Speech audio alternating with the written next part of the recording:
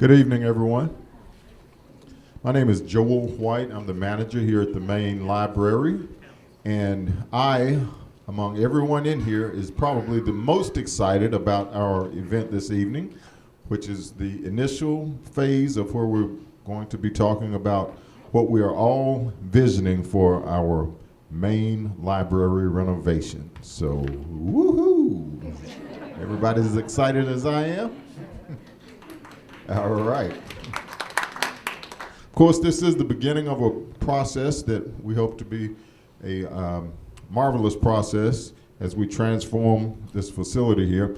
But speaking of this facility, let me just give you a few housekeeping details. First of all, if you need to use the restroom, right here on my right, there's a doorway there, and that leads to the restroom as well as the water fountain.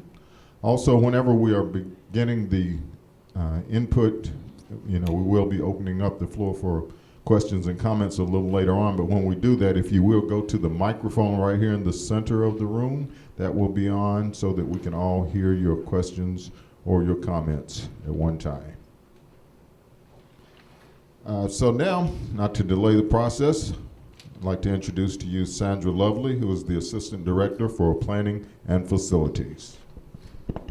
Welcome. Thank you. Thank you, Joel. And thank you, everyone who's here today to help us with this project. I think it's going to be magnificent. And so we are just looking forward to garnering all of your ideals and helping us to move this project forward. So thank you. So I'm going to introduce the Main Library Renovation Committee who's helping spearhead this project. We have Tammy Baggett, who's Durham County Library Director. Joel White, who introduced himself. He gave us a nice welcome. He's the main library manager. And again, I'm Sandra Lovely, and I'm the Assistant Director for Planning and Facilities. We have Peri, who's the Senior Project Manager from Engineering. We have Brenda Hayes-Bright, who's the Project Manager also from Engineering. Our architects is Vine Architecture, and Victor Vines is the founding principal for Vines Architecture. We have Bob Thomas, who's a principal for Vines Architecture, and Jolie Thomas, Vines Architecture, and Jeff Schroeder, who's also from Vines Architecture. So I'm going to turn it over to Peri Mans, who's going to give us a project background for the library. Thank you.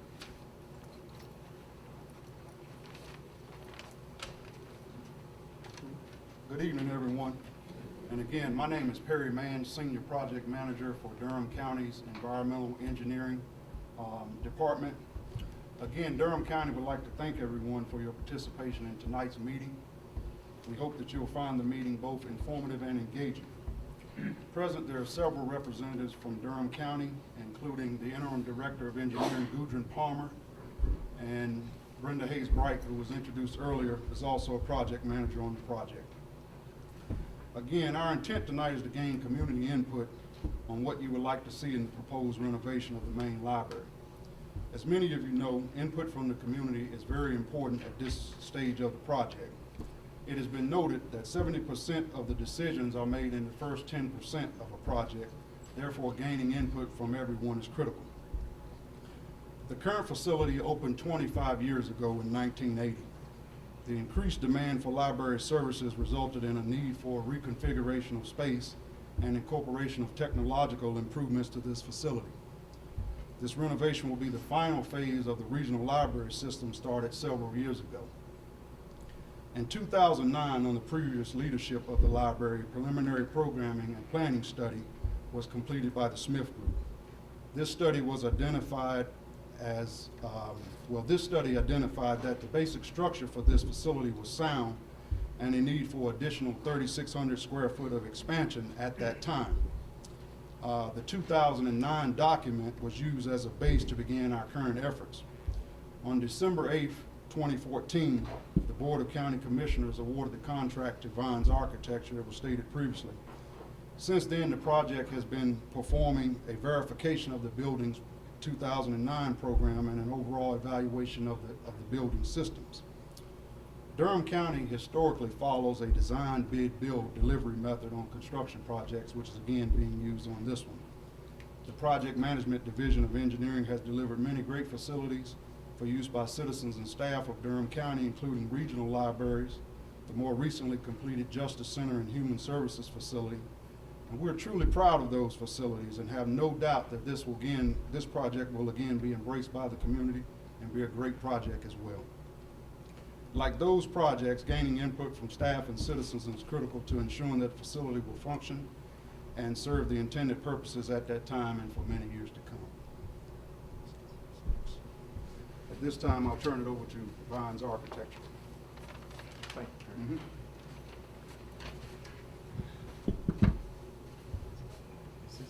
That's ours. Good afternoon. Hi, my name is Victor Vines, and I'd like to welcome all of you here. We are a little more excited about this than Joel.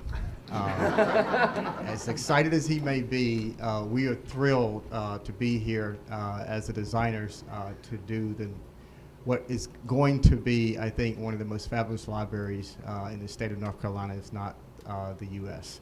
So with that said, I'm going to try to share with you briefly an agenda that we're going to try to follow today or this evening, if I can figure out how to forward this. Can some of these lights go down, or is that? So we're going to start with, we've done introductions. I'll share with you a few more. Peri has given you a background a little bit on the library as it's gotten us to where we are today. But more importantly, we're going to give you an overview of the Durham County Library. Tammy will share a little bit of that with you. And then we will get into the current status of some of the programming verifications that we've done to date. And then we're going to have a very, very interactive process where we've got some work sessions here to try to hopefully solicit as much input from you and your ideas relative to the program and the design of the library. So that's really the most important piece that we'd like to accomplish tonight is, once again, getting your input, getting as much of it as we can, your thoughts, your ideas, what you like, what you don't like, what you want, what you don't want, and try to make sure that we've heard from the campus, the community, as best we can as one of several of these meetings that we'll be having. So the objectives that we're trying to do, as I said, share current status and background of the project, which we began to do, hear your thoughts and ideas, and help shape this program, refine the program. I do want to emphasize that this is a verification phase of an existing program that has been created, but I think the county is being very responsible in doing its due diligence to not just accept that program, but to really verify it and update it based on where we are today. And then meeting is on a focus vision rather than details. We want to think about the vision, the big ideas that you have. We don't want to get into the minutia of details of, okay, well, how high is my chair going to be, and those kinds of things. This is really about a visioning session, big idea thinking, really trying to capture those as it relates to the program, which will drive the design that we'll be doing. So we've gone through the introductions. I do want to say Dan Jewell is here, which is part of our design team from Coulter, Jewel Timms. I got it. Everybody changes their name. So, but Dan is going to be key in the site planning approval process, which is going to be very important in getting the project through the regulatory agencies. And I wanted to make sure that everyone was aware he was here today as part of our team members. We do have an extended consulting team as part of our design team as well. Stanford White is our mechanical, electrical, plumbing engineers. Stewart Engineering is structural. The Sexton Group is AV and technology. Light Defines Form is a specialty lighting consultant. And Harris Cost is our cost estimating. So we're trying to bring the strongest team collectively in a collaborative way in order to address all the components of this very, very important project.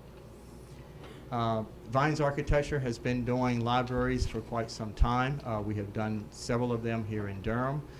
We have done libraries in DC and Atlanta as well. And it is a very, very, very deep passion that we have in regarding this typology and this building type. So we're going to bring that expertise to your project, to this specific project, as we begin the design efforts. As a firm also, our core focus is public sector projects. We tend to call them visitor-based projects. We have some that are as small as 1,200 square feet, which are radio stations, and they go up to about 182,000 square feet, which are student centers, rec centers, et cetera. We're extremely passionate about the quality of projects that we produce, the quality of facilities that this type of project needs to be. These are not housing projects. They're lifelong projects, heavy public use. So we really pay close attention to making sure that, that these projects are done at the highest level, particularly from a design standpoint. You'll hear a lot more about that from Bob Thomas. The project background, Peri has gone through this, but we're essentially starting from the 2009 program, and we're moving toward where we are today relative to starting the verification process and then beginning schematic design on the project. This is just an organization chart sort of showing all of the stakeholders that will be participating. The project leadership is the design team and the Durham County planning group, but you'll see there are all sorts of other components that feed into it, the community, users. There are going to be regulatory agencies that guide us through requirements on that end, library staff, community leadership. So all of these feed into the process in which we plan and design these facilities. The project schedule, this is a very generic and general one at this time, given the stage of where we are. But essentially, as I said, currently right now we're in that programming verification stage. There are going to be several other public meetings. There are going to be lots of design submissions and approvals that will work our way through the design and documentation process. There is a financing component associated with the project as well. And if we fast forward through all that, we see that the construction would be beginning for this project sometime around the summer of 2017. And then it will take us to roughly the fall of 18 to complete the construction and open your fabulous new library. With that, I'm going to turn it over to Tammy, and she will give you history on the library overview. Tammy.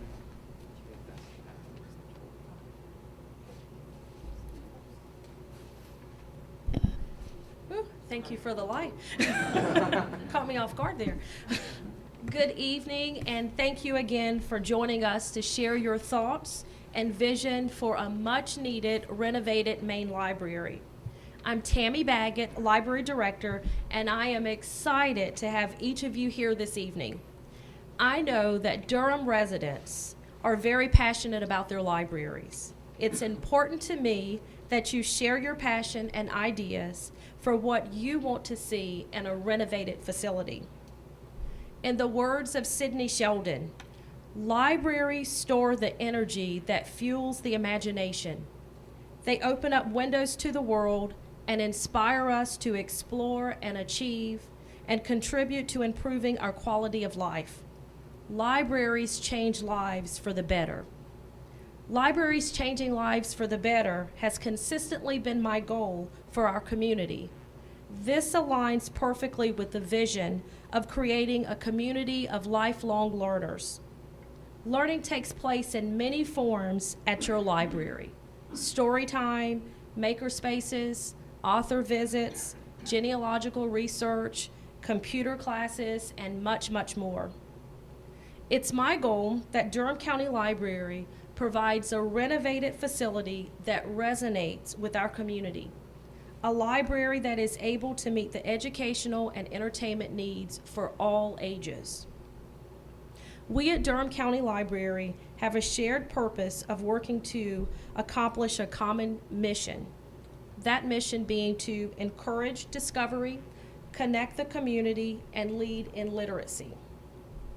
This moves us all forward together. It moves us well beyond the sum of what any one of us can accomplish alone. It moves us to having a library that serves the community at large. It moves us to having a library that each of us can be proud of and will serve as a destination for residents and non-residents. We've accomplished a lot over the many years here at Durham County Library, and we continue to do so. And I want to share a few statistics that will give you an idea of how busy we've been here and how much growth we've shown since 2009.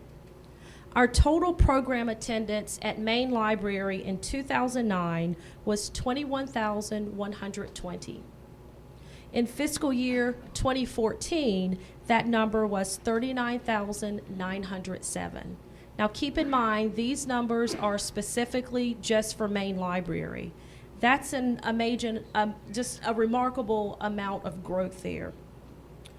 Computer sessions per year at Main Library, during 2009, it was 108,000.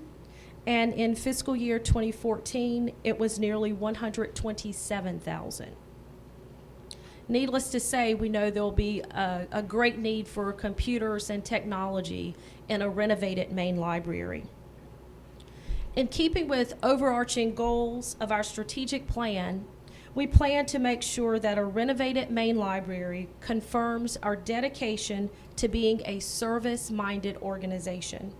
This is accomplished by fostering innovation, empowering staff, maximizing impact and reach of programs, services, and collections, achieving service excellence, and creating a welcoming and inspiring library environment.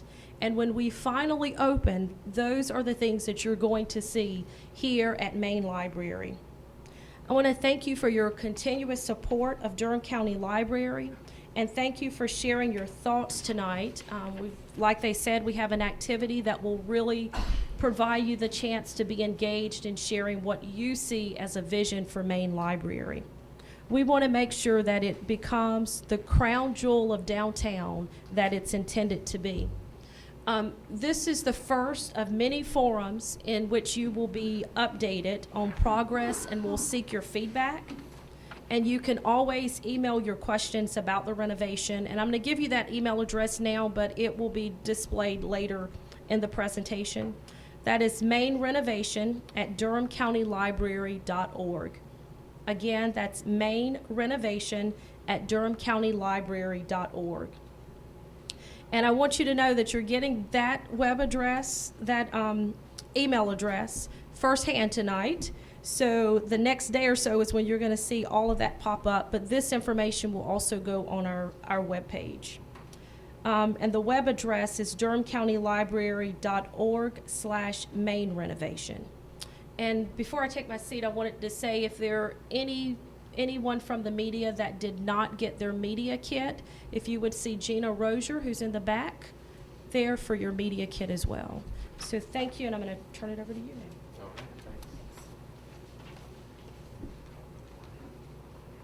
I'm Robert Thomas. I'm the Director of Design with Vines Architecture. And I'm going to talk a little bit about really the overview of the design process and talk a little bit about really where we're at today. This is a point of departure. What we're doing right now is what Victor mentioned was the program verification. So there's an element of strategic planning. It's verifying, in essence, what will be in the library, and it's coupling that with an understanding of the vision moving forward. So in essence, the design process has not begun yet. This is really the beginning of that, and that's why we're here today. We're here to really solicit feedback from you all in the community. We have a very inclusive process. We're architects that we work through interpretation of ideas is the way we like to think of it. We're not architects that impose. As many libraries that we've worked on, we know they're all somewhat different. So this point in the project is incredibly important, this verification of the program. This is a library from Durham, for Durham, and the vision for it comes not only from the architects but from the community. So this program verification is really to set the stage for the design process. We haven't begun yet. So ideally, this program verification will continue this for the next month or so, and pending approval from the county commissioners, that would set the stage for schematic design. At schematic design, to give you an overview of how we work in general, this is really where we start to begin to understand what the building looks like, how it functions, how it's laid out. We're not there yet. Right now we're trying to determine really what the program is, what is going to be in it, and that's where we really need the feedback from you all. So we don't know what it's going to look like yet. We have an aspiration, we have outlines of ideas, and that's most of what we'll share with you today. So it'll go from schematic design into design development, construction documentation, and just to give you a rough idea, that whole process, that takes about a year. So we're at the very beginning of that, and as Victor said, we'll be back. This is the beginning. We'll be back to solicit more from you and to share progress along the way. So again, 2009 to 2015, it's a verification of an existing document, but we know, in that 6 years, quite a bit has changed. We've got new library leadership. Most importantly, new library trends. Libraries are changing rapidly. The conclusions that were made in that 2009 report, some of those really, they still hold true now. There's a number of them that we're looking at a little bit more closely to make sure that we have this right, and really making sure this embraces trends in libraries of the future. And then also changes in growth in Durham. Durham has changed tremendously even in these last 7 years. It's important to revisit some of the conclusions that were made in the plan, understand the updates to the downtown Durham master plan, the Durham open space. And a little bit about that process. Right now, this is a program map. This is a map that shows the size and the scale of the spaces in the building. But we're also very detailed. But most importantly, libraries are really civic buildings. They're really we think of them as the heart and the foundation of democracy. And as such, this process of programming is really kind of focus on the specifics of the programs, the detail of the program, but most importantly, we want to think about how this library really knits and informs the fabric of the city. So some of the main themes, the point of departure for design, we've thought of the library, and these are just the strategic outlines, as safe, secure, and welcoming. The library needs to encourage discovery and learning, and then most importantly, engaging the community. That's really going to be a driver when we think about the strategic vision of the library, and it really can start to inform how we think about the architecture as well. You think about the nature of the library now as this somewhat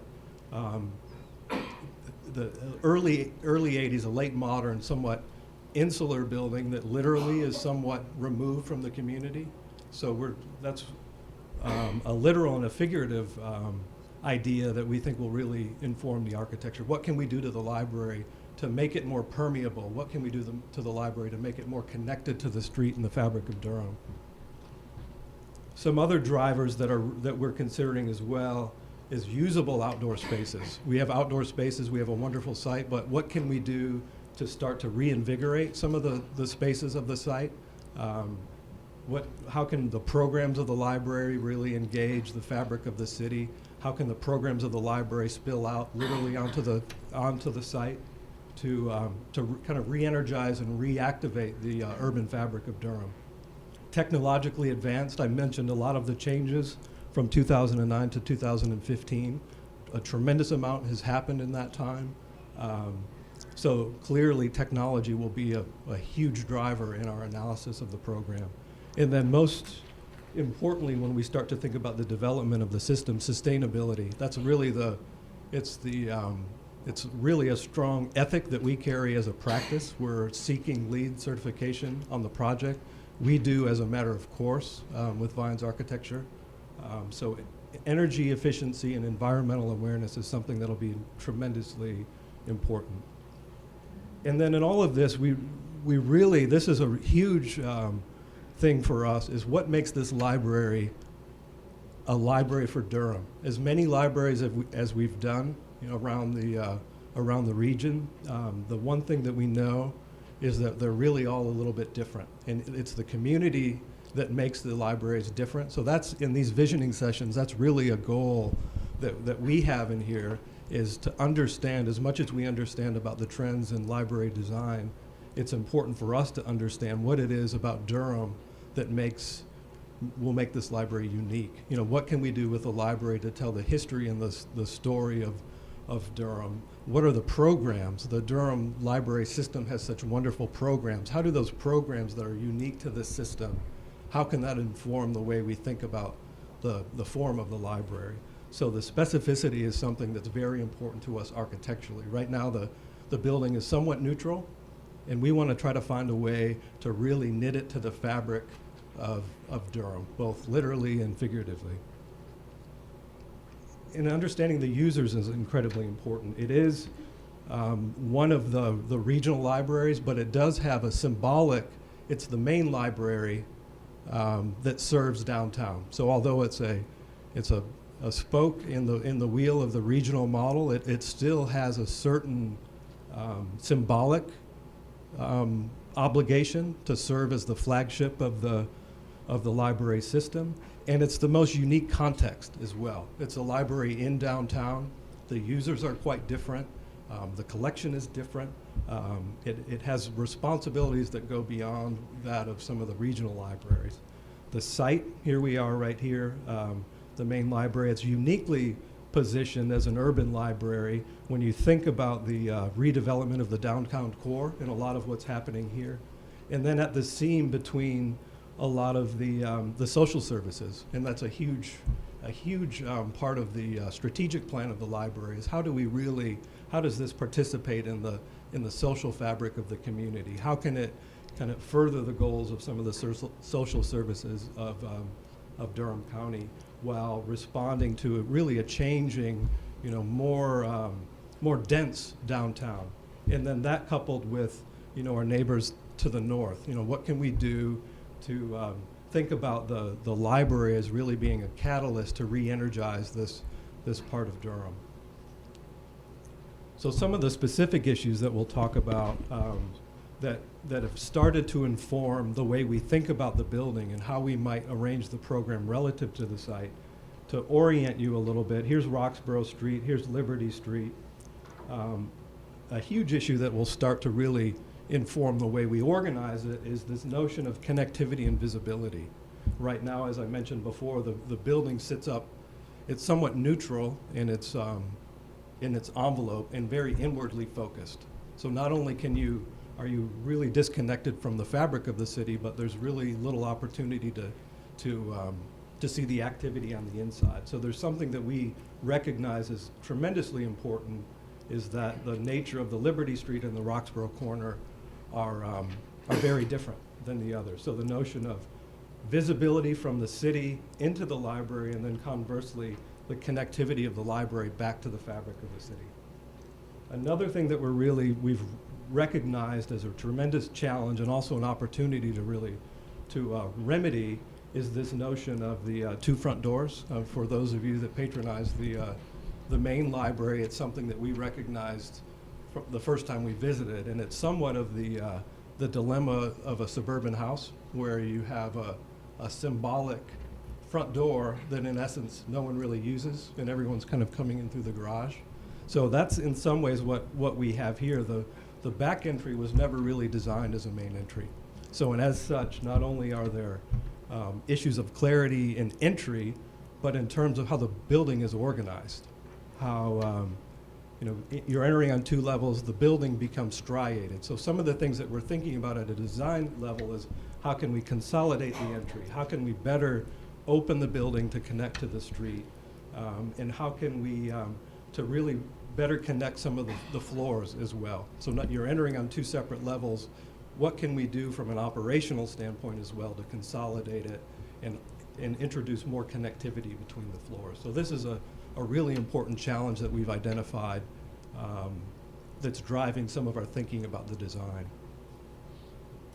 And then again, the zooming in, and this is the just the notion of how these might inform what we're doing. So although we're just trying to determine the content for the library, the program, what spaces are in the library, we're looking at it even at this early level within the context of the urban fabric as it exists now, and then most importantly, how Durham may change in 5 years and 10 years and 20 years. So we really see the library as a catalyst for the redevelopment of this area of Durham.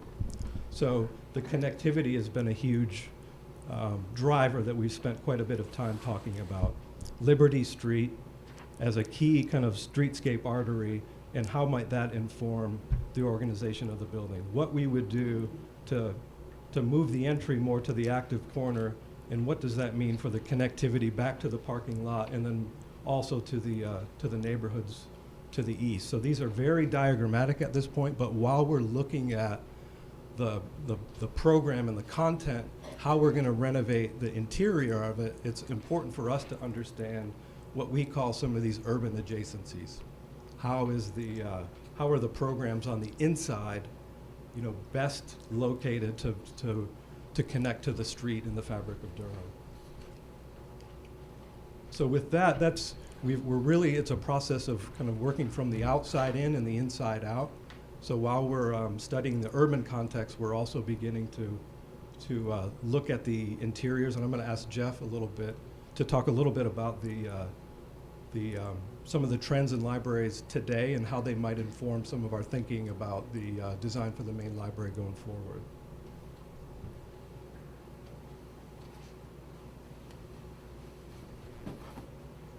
As we continue the project and sort of thinking about the library and sort of what's inside of it, as Bob mentioned, it's important to think about what a library is today. It's very different today than when this building was originally built, and spaces and sort of the building as itself needs to be thought of that way. So one of the things that's important to remember is that the collections and the services are different, and they're continuing to change. That what's happening today, by the time this building opens, is going to be very different. We know that the book isn't going anywhere, but we also know it's joined by e-materials as well as DVDs, CDs, and other new technologies that are out there. And it's also about the programs, is that the programs aren't just story times anymore and sort of more set things. It's really diverse. It's really about sort of places where information is learned, information is shared, and the community is engaged. It's also important to think about kind of the environment of them, that they're vibrant and they're spatially exciting. There are ways to sort of define space within there, and also kind of create environments that stimulate learning, stimulate quiet, and have diversity within them. And transparency and light is also going to be critical with the new project, with the new building. This building is very inwardly focused. There's minimal exterior windows, and so all the action kind of is in here in sort of a confinement in a way. And so we want to think about opening the building up, connecting it more to the street, as Bob said, connecting it more to the community, and also using it for sustainability for both occupants as well as operational concerns. Visibility and organization is going to be critical. Right now the stairs in the middle, and so that's a big hindrance. So we want to think about how that can be dealt with in the new renovation. And then technology is going to play a huge part, is that it's designing for technology that's out there today, but also realizing that things like microfiche are still here and still in use, and it's also the way that people use them. I mean, using a phone to take pictures of the screen and things like that. So it's understanding about what's happening, how people use it, but then also what's coming in the future. And they're also connected through things of conferencing, work sessions, collaborative spaces, and then also online and in the electronic world. And as we mentioned, there's a diversity of programs. Durham Library has some amazing programs, and they're diverse. They reach a large group of people. And so we know that we need new program spaces to accommodate those, as well as accommodate changes in today's libraries. And then most importantly is that the library needs to be able to be flexible. That to accommodate all the programs, spaces need to be there for them, but we also want to make sure that those spaces aren't solely confined to single uses. So we want to find ways to create spaces that can flow, that can house a reading, but then can also be used when maybe there isn't anything like that. That can be a study area, that can be expanded, that can be closed. And that'll be a real key consideration for the project going forward. And most importantly, it's to remember that libraries serve all, that everybody has a different view of what the library is and how they want to use it. So we need areas for activity, as well as areas that are more quiet and more contemplative. You know, serving one up to serving large groups and everything in between. And so one of the things is, how do these influence our library? And a few of the things that we've talked about so far are with the leadership committee are some things such as trying to get the adult collection on one floor. Right now the collection is scattered between the second and the third floor. It's a little bit of a challenge for staffing. It's a challenge for wayfinding. So how can we find ways to really make that happen? Also the entry, as Bob mentioned, having the two front door syndrome. There's a lot of sort of wasted space associated with that, as well as staffing concerns. And then also maximizing visibility in the space for wayfinding and security. And so some of the programmatic things that we've kind of talked about are the computers and technology. We know that there's going to be a significant increase in the number of computers as well as new technologies in the library. A meeting room that's much larger than this. Ideally, we're trying to find a space that will accommodate 300 so that large events that currently have to happen off-site can happen in the library. And also creating study room and conference spaces, multiple sizes, everything from a 1 or 2 person room up to maybe a 10 or 12 person room and everything in between, so that it really provides opportunities for multiple experiences within the building. In addition to that, it's thinking about new program spaces that need to be addressed. Cafes, maker spaces, multimedia spaces. We've talked about the possibility of literacy centers and business incubators. So really expanding the offerings in the library. And then thinking about how this might change the existing building. It's sort of a big picture. Right now the existing building is heavy with the adult collection, and then sort of the next biggest thing is the staff. And then the double entry kind of has some inefficiencies associated with it. So as we continue forward, we're kind of beginning to think about how the library might reshuffle itself a little bit. Again, we're sort of big picture figuring out what the programs are, but we think that the adult collection, in terms of percentage of the building, may decrease slightly, but then adding in more things like study rooms and meeting rooms. So they're still part of the adult services, but sort of the dedicated adult space may decrease slightly. Also, we want to look at increasing the children's area, increasing the teens in the North Carolina room, still having major public areas, but acknowledging that when we have the dual entry, we'll get some efficiencies there. And then things like the core, the building systems, and the staff we think is going to stay about the same. And so at this point, we don't know what the actual finished size of the building will be, but we know that the building is going to be what it is, plus an additional space for the programs and for collection. And that'll be something that we'll define as we continue through the process. And so now it's your turn. As we talked about initially, is that we want to hear from you. We want to get your feedback and kind of hear your thoughts on the library. So what we have around are a series of boards around the room. We have some that have lines on them for you to write on, some that have some images, and everybody should have received some dots when they came in.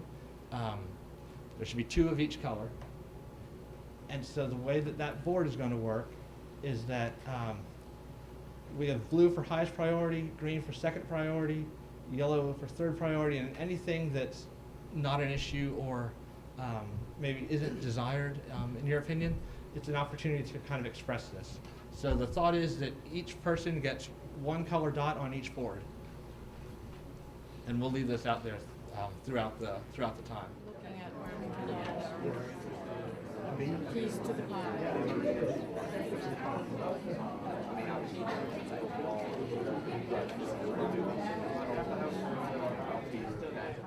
at this time, what we wanted to do is kind of open up the floor to see if there's any specific questions about the project. I know we talked with a lot of you while we were doing the boards, but there's a microphone in the center of the room. So if you have anything to share, please step up, and we'll try our best to answer it.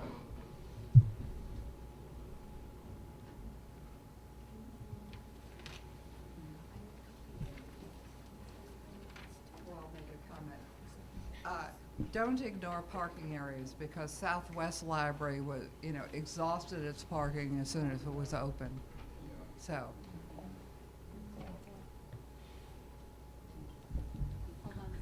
Yeah, that's one of the things that we'll definitely be paying close attention to, understanding that the library needs to be a draw for the people of downtown, the people of the surrounding neighborhoods, but then also the people that are going to come from other parts of the city and other parts of the county. Parking will be a critical part of it, as well as putting it in the right place on the site.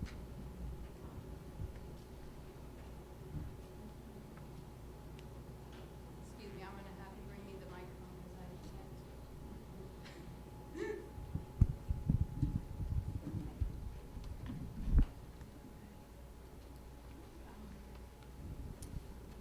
Good evening. My name is Hillary Honig-Ensminger.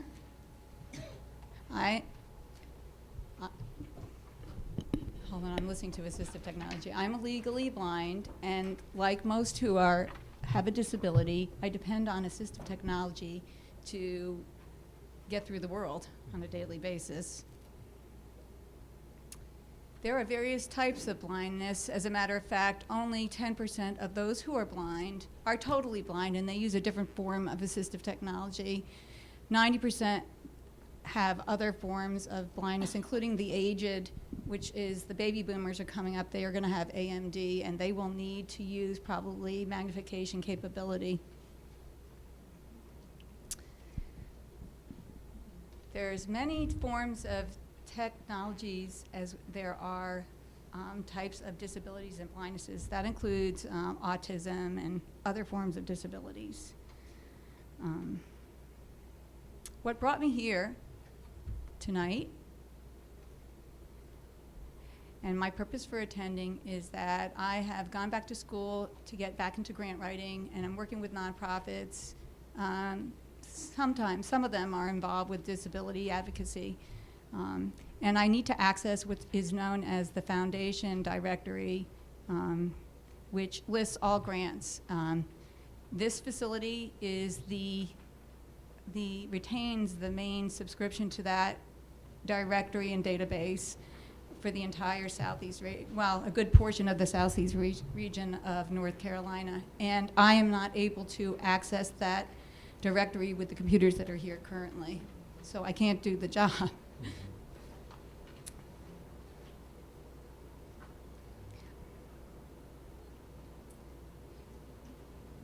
I would like to ensure that future libraries are equipped with ADA and accessible technologies to ensure that other people with disabilities and people with disabilities can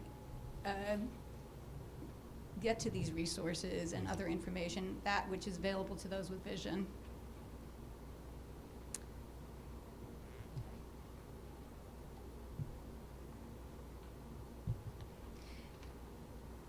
I'm sorry, I'm waiting for them.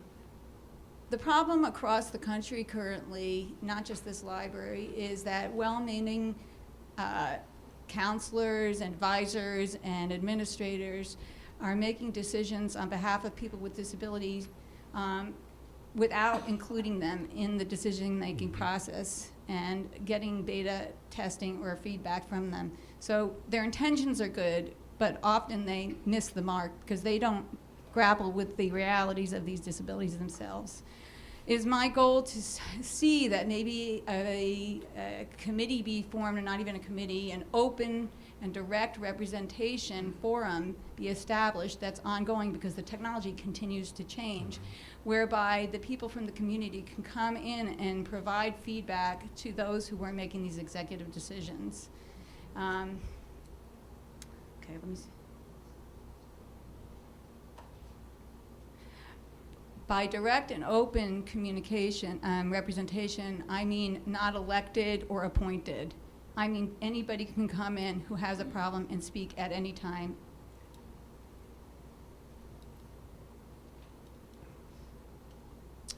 I think you might want to hear some striking information. There are some recent changes in ADA law that have been currently are being implemented in the school system for our children to make their world more accessible so that they can be contributors to the society. And that new law basically has some very serious guidelines on technologies and disability in ADA law.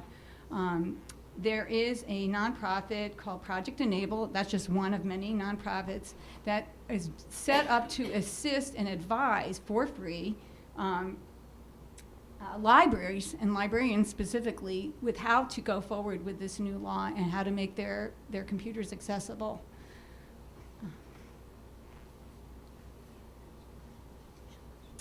This new technology will be affecting us in the public sector in the near future, and we should be prepared in advance. It will be very costly to undo things if they're set up incorrectly from the beginning. So I would advise that we, instead of recreating the wheel, we follow suit and look what our children are going through, what they're advising that the children do, because it's going to hit us in 2 years. And why start all over again once we set things up? I've already experienced that with the city website. I worked on the Strategic Oversight Planning Committee on the website, and it went forward as not ADA compliant, and we actually had to undo some of it and redo it again, which is kind of a waste of money and it's a waste of time. Okay. So here's some really good news. A lot of things are changing for the disability community and technology as well. Many of these programs, which used to be costly, JAWS, which was for people who were totally blind, used to cost about $1,200. When you went to school and you left, if you didn't have $1,200 for your program, you became blind again as soon as you got home. There's a lot of new programs out there that are free that allow you with screen readers. NVDA Access is one of them. They're established by a nonprofit. Window Eyes was made by Windows operating system, and they're working with AI Squared and Zoom Text. That's just to name a few. So it's not going to necessarily cost anything. It's a matter of implementing it. And lastly, I hope that there's a way to help to establish a computer lab for those with disabilities, because to learn each of these programs is like learning a new language. You have to learn shortcut keys, you have to learn major technologies. So it's very hard for us to get access to that training, and it would be great if we could get grants to help train people with disabilities in this library here to use the computers they have here. Thank you.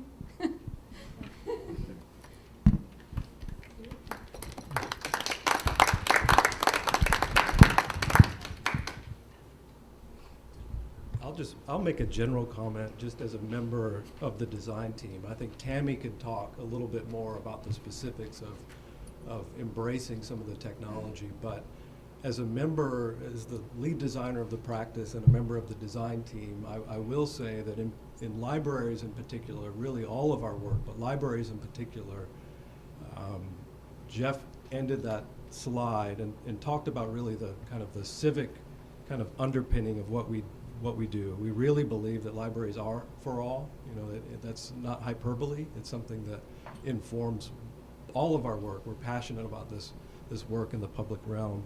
And a lot of what you said resonated with me personally. My grandfather was legally blind.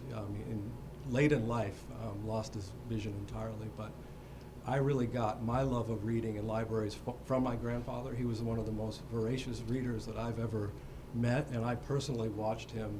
He was in Florida, and the library system in his town didn't have a lot of the technology. So he actually had people help them, me included, that would drive an hour to the other libraries to access this technology. So I think your story really resonates with me as in a very specific level, you know, because of that. You know, I think it is important that information, again, is democratic.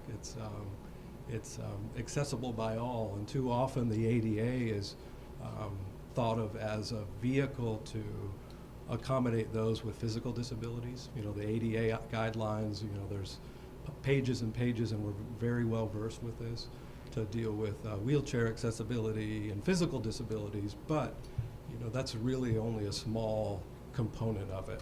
Like you said, learning disabilities, it just goes beyond physical impairment. So I think, again, speaking not necessarily on behalf of the library and Tammy, but as designers, that is something that really, really informs our work, and we're genuinely passionate about the library being inclusive, our process being inclusive. I know we're actually very glad to have you here to hear these things from you, and they are taken to heart, and what we're doing here really is at the beginning, and we are hearing this feedback, and this is our opportunity to really shape the program to really remedy some of these deficiencies in the community. So as a spokesperson for the design team working with Tammy, I know our side, and I think it would go without saying that Tammy would endorse it too, but the notion of libraries being truly for all is something that we really take to heart, and I think we're very happy to kind of hear your story. So thank you for sharing that.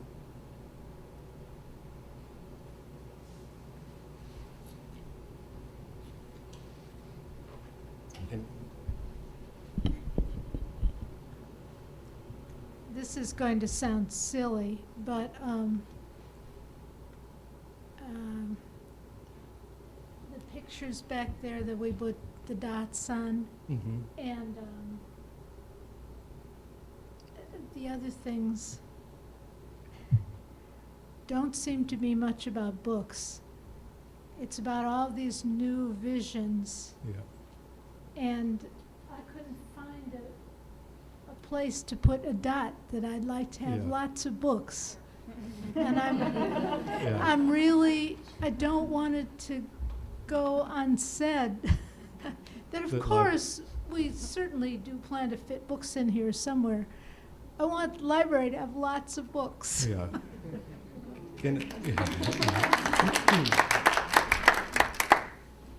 Again, I'll let Tammy kind of continue on this point, but I know with all of our discussions, and perhaps in the boards they were underrepresented, but we know for a fact, having designed a number of libraries, that the debate that waged 10 years ago about the future of the book and was it going to be displaced by all of these new technologies, we know that not to be the case. The book is not really going anywhere. Collections are really adapting to accommodate more technologies. Really what we're doing now is trying to right-size the collection of books. What can we do? What are the ones that we really still do need in the library? A lot of the literature, things like that. What are some of the others that maybe we don't? Some of the reference materials, the encyclopedias and things like that. But I know that I personally am very passionate about the book. I think I represent a lot of the users of the library in that I have a Kindle and an iPad and I have certain reading habits, but the book itself, literature, for example, I always want to read a book. So e-readers are here. Technology is changing the nature of the library, but in the end, there's the spirit of the library is still very much rooted in interacting with that information in a very personal way, in a tangible way, and I think that way the book is a really important media. It's one of many media, but in our mind, we're planning to, and I'll let Tammy continue this, keep the book. I mean, the book is going to be a huge part of the Durham Library. He's actually speaking like a true librarian, not just a designer here. But yes, books will definitely be a relevant part here and a big focus. We mentioned earlier about the need to have so much technology, but you're absolutely right. It is a good thing to mention the book and know that we need to still have a solid collection that represents the needs of the community. And to speak on your comments earlier also about the ADA compliance, I appreciate you coming here and bringing that to our attention. We've had conversations about ADA compliance, but you are absolutely right. We need to speak with the folks that are experiencing it so they can let us really know what's needed to have that library to accommodate all. So thank you for doing that. Are there any other questions?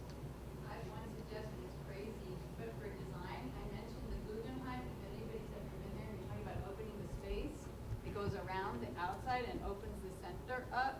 I don't know, a square version? Just a thought. I think we didn't talk too much about it, and that's a very specific, I know it was a little bit tongue-in-cheek, but I think you bring up a good point, and some of what is missing in this current library is that grand space, an urban library that is right now 3 stories. You know, what can we do to introduce more connectivity, more light, from above? It informs wayfinding, visibility, of the collection, orientation. So you were joking about it, but I think there's some, in the spirit of that comment is something that we really embrace and realize is lacking in the library right now. What we call, as architects, a disconnection in section, meaning the floors are kind of stacked up and somewhat isolated. You have 3 relatively autonomous floors. So what can we do architecturally to really kind of energize and create a kind of a core space that can knit those spaces together vertically? So it affects everything, natural light, it affects wayfinding, it affects operational issues. Right now, again, the 2 entries, entering on one level, the lowest level with a circulation desk, the middle level with the circulation desk, and there being no connectivity, no visual connection. So that's an important comment, and I think it impacts, it's a huge driver of the design, and I think you're pretty perceptive. I don't know if you meant it that way, but we're thinking of that as a key issue to address architecturally. We're not there yet, but as architects, we recognize that as a huge deficiency in the way the library is designed now. There's no grand space. The irony is, I'm former library director here, and I was here when the building was designed, but the irony is that central staircase that's here came as an idea from the Greenville Public Library in South Carolina, which was totally open and circular, and you could see all 3 floors, and we tried to convince the architect at the time that this was not going to work. As designed now. We didn't have the power. I think the big issue, I think the central stair is, I don't know if it's an issue, because there are some good things about it, in terms of the organization at the hub of the library and what it can do to organize spaces around it. The issue with it is honestly the scale, and it's impermeable. Takes up too much space. Yeah, and it's there's ways to connect floors. It's, in essence, it's walled in. It's almost a stair shaft as opposed to. But the connectivity in Greenville was there, but it was not. And in all of these, these, wasn't transferred very well. and the other thing about the grandness of some of these spaces, and back to the comment about the book as well, that's the other balance that's very important to achieve too. A lot of these images, we've talked a lot about permeability and transparency and connection to light, but how can we embrace some of those characteristics of the traditional library, of the more kind of intimate reading nooks? What about those spaces where you can kind of get away? So the grand space is missing, but we really see there being a way for both of those to happen. I think you need a little bit of all of those. Again, it's a library for all. Everyone kind of interacts with public environments in a different way.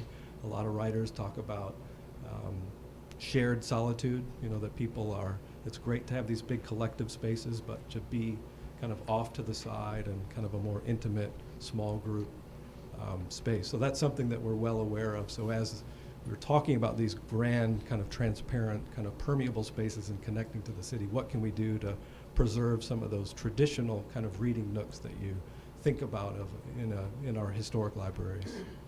I just remembered a question I did have, and that is, do you know what the current plan is for the loop at this end? Because at one point they were going to change it back into straight streets. Yeah, Dan knows quite a bit about that, but that's, the loop is definitely a hot button issue that I'd like Dan to talk about. And I had a suggestion from a neighbor, actually, when I was director, that we should bring the library up to the street, the front of the library, and have it the main entrance right on the street. So the front, if you add it onto the building, to the front, you could bring it to Roxborough or to Liberty also. but Yeah, that's Rather than. in particular, in an urban context, how buildings relate to edges are very important. So architecturally, one of the issues with this area of Durham, and it's kind of indicative or kind of rooted in some of the planning of it, is it's what are late modern kind of institutional buildings tended to be a little bit more insular, kind of a piano nobile, I guess in the Italian term, an object kind of on a green. You know, it was more about the object. Whereas in urban buildings, the object isn't what's so important, it's the edges in the space that the object defines. So it's really defining the space of the street. Again, we're dealing with an existing building, but the consideration of how the addition, where the addition goes, would inform some of that. Like, what can we do to be, you know, a better participant in the urban fabric of the city? So I think that's probably what that was rooted in, is respecting the street. And I think the loop is, I can't comment on the viability or where that is, but it is an issue in terms of the connectivity that we talked about. Like, what can we do to reconnect to the fabric? We're on the perimeter of that. You know, there's things we can do to foster that connectivity, but the loop is a little bit of a detriment to that connectivity. Well, if so they change the loop at this end, that it would bring the library into. yeah. So we're well aware of the debates and kind of the amendments to the open space plan and the master plan, and we really see us, hopefully the library inform some of that development, and then vice versa, the plan, and that's really why we have Dan on our team as well, who is, you know, obviously very well versed in the fabric of Durham, probably more so than anyone in the state, I would go out on a limb to say. Yes.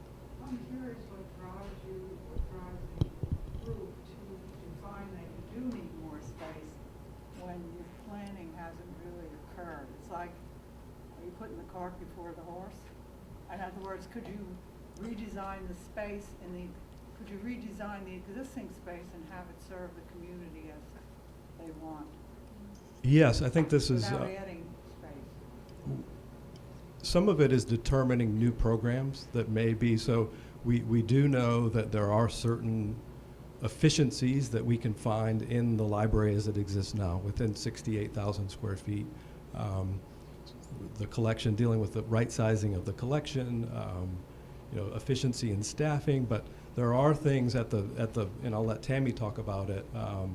Again, the notion of it being the main library that potentially has some supplemental functions that that weren't anticipated in the past, additional staff that may be here.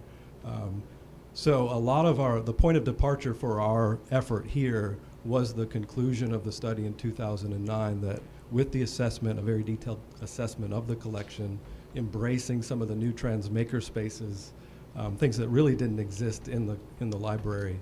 Now we're pushing it to grow. So we have quite a bit of data that supports it being a little bit larger, and what we're trying to do now is determine, you know, how much larger it is. But to answer, there are opportunities that we're looking for to really look for efficiencies that are currently lacking in the building. Like, where can we do things more efficiently to create the space for the maker space?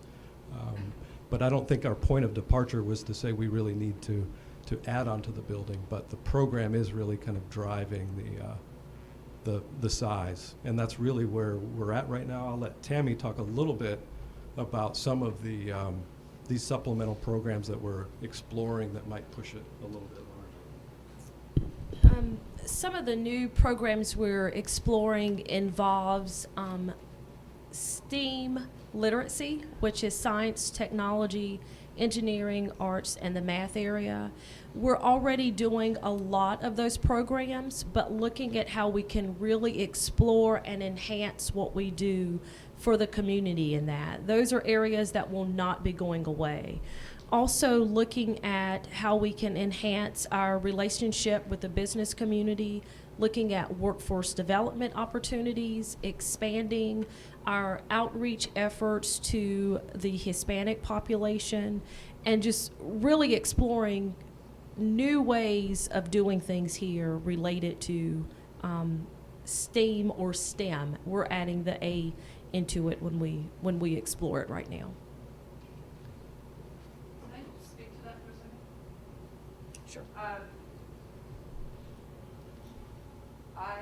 I do a lot of work with fab labs around the world and the community.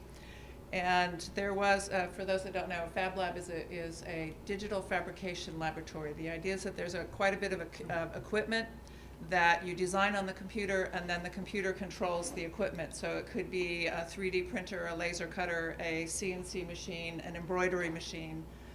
And there was the mobile Fab Lab from MIT was down in Durham for 6 months, and it was at the Durham bus station. My thought was, that is the stupidest place in the world for a mobile Fab Lab. And it didn't work out very well because it was down where the buses are, and it wasn't signed well. There wasn't good signage, and there wasn't. So I was going to show them what a bad idea it was. So I took a little digital fabrication equipment, a piece of equipment, to the bus station, and had it there for 4 hours. The first 3 people walked by and said, "Who are you and what are you doing?" And then someone who had a little experience walked by, and she said, "What you doing?" And within 15 minutes, she was not only running the equipment, but she was teaching people how to run it herself. So it was beyond, she was part of the community. And we did this for 4 hours, where we had a long line of people that were learning about this technology that they would not have any other way to learn about. And done in such a way that that they could begin to see, like, oh, now that I know that this technology exists, maybe I can create my own small business. Maybe I can create a job. Maybe I can, if I'm a young person, realize that engineering is interesting, or as an artist that I can use this technology to do something related to my art. And at the end, I had to leave, and there was a person standing over that the woman working with me knew, and I was about to say, "Sir, would you like to come over and use this equipment?" Because it was a person who was tall, short hair, kind of shaped like this, and the woman working with me said, "Girl, get yourself over here." I thought, okay, it's good that she knew the community. And I was doing a little thing where someone could design something and then cut it out, and within 30 seconds to a minute have their piece that they had created and they could take home with them. I could tell she was on duty and she was getting nervous, and I said, "If you want to leave, please leave. We'll give it to Kavina and she can give it to you." She said, "No, she'd wait." So I handed her her part when she was done, and excuse my language. She looked at it and she said, "This is the coolest thing I've ever seen." So the idea, I felt like I was totally wrong. That the idea of having some of this equipment in a place like the library or the bus station that is cross-generational. You have kids, I teach many adults and people who are retired how to use it. And then pretty soon you begin that the people who are using it are teaching other people.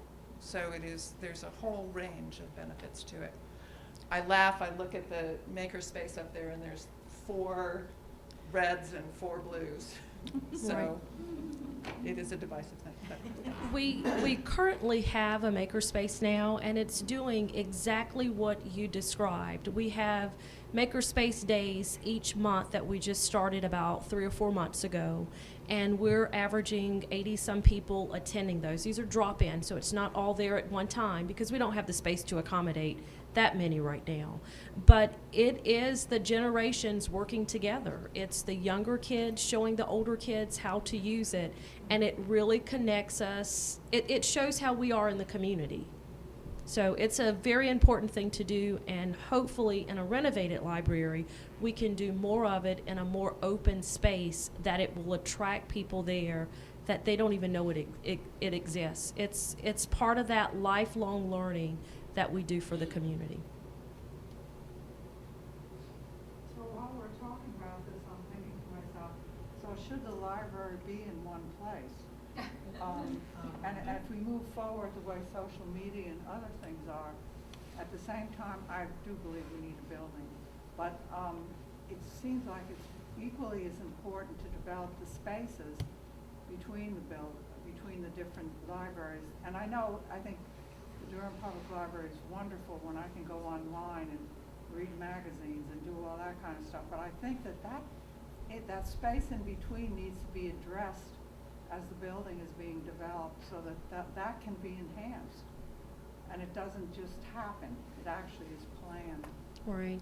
Well, So we, it would be kind of neat, you know, I don't know anything about this maker thing, but I'm thinking about, there's a company down, the sewing, what the heck is the name of that? Scrap No, Exchange. not the No, Scrap. there's a They're a place company, there's a on company Parish. in Durham that I think would be a great hub, a library hub, to do this makerspace thing, you know, and it would be supported. So anyway, in between spaces might be something to look at. Right. Well, we have a lot of partnerships in the community, Oh, and hopefully with the renovated library, we can have even more and take things off-site like that in terms of our outreach efforts for the community. So those are good ideas. Well, it might be good to concretize all that. Exactly. And the architect might have some ideas about that as well. Any other questions?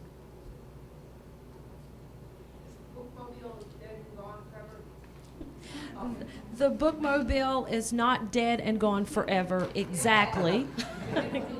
Our traditional bookmobile that we've had on the road for some years, that one is not in existence anymore. But we have been fortunate enough through foundation funds and county funds to secure a new bookmobile that is more, it's like a Sprinter type vehicle. We have not received the vehicle yet. We're expecting sometime end of June, beginning of July to receive that upfitted vehicle that will be serving the community, and hoping to add additional type vehicles in the future to help with our outreach efforts. Yes. Would those additional vehicles serve the two suggestions that we've heard? The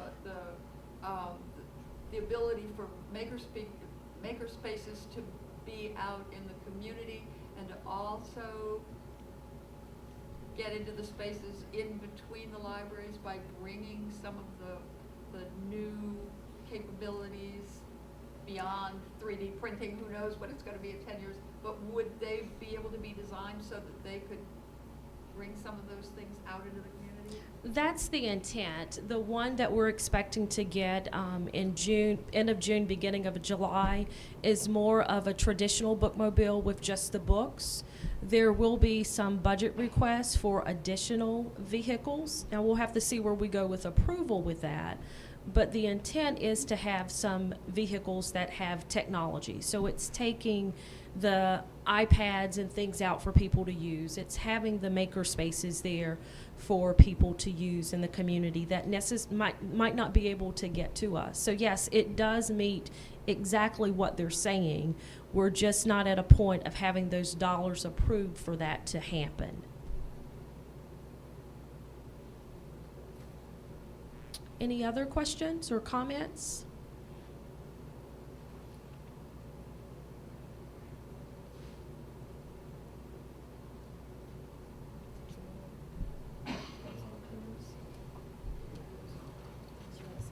Yes. Well, let me say a few closing comments. I think that one of the things that we had hoped to accomplish today, this evening, has come true, and that is a level of participation of outcome. And so we have that from you, so I want to thank you for taking the time to come here to share your thoughts, your ideas, your visions for this important component and phase of the project. We're going to continue to have these types of sessions. As Bob mentioned, I want to thank all the people that brought their, were open enough to talk about what really matters to them, the passion and the interest that they have, and what's important to them. As designers, we don't like doing this by ourselves. The things that we hear are the motivators that sort of drive us and point us in certain directions. And some of the things that I've heard both in the broad audience and on sort of sidebar conversations have also resonated with me as it relates to how we're going to continue to approach the project, steer the project in a certain way that addresses this community and these specific community needs.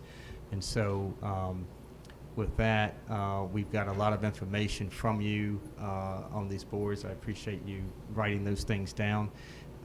As I mentioned to a few people that I spoke to here in the conversation, this information becomes sort of the root of the design drivers and goals that we establish. We'll try to consolidate those as best we can, and we tend to bring those back at certain milestones of the project to look back and see if we've actually addressed these things. It's a way of, quite frankly, holding us accountable for the things that we ask you to share with us, and so we will be doing that as part of the process. I can't promise you that we can do everything, but I can promise you that we will definitely look at most of what we've heard tonight. I haven't heard anything that seems odd. And and the young lady that mentioned the comment about a silly question books, that was not a silly question. It's a very relevant question and comment. So I'm sure we'll be posting, and when this next session will be, I don't know exactly when that is yet, but we'll try to get that out as soon as we can to give people as much notice as we can. I would encourage you to speak to your neighbors and try to bring someone with you next time, so because the more participation, the better. And so with that, I think we'll close. Peri, do you have any closing comments? No, again, we'd just like to thank everybody for coming out. Thanks for your participation. Okay. All right. Well, thank you very much. I appreciate it.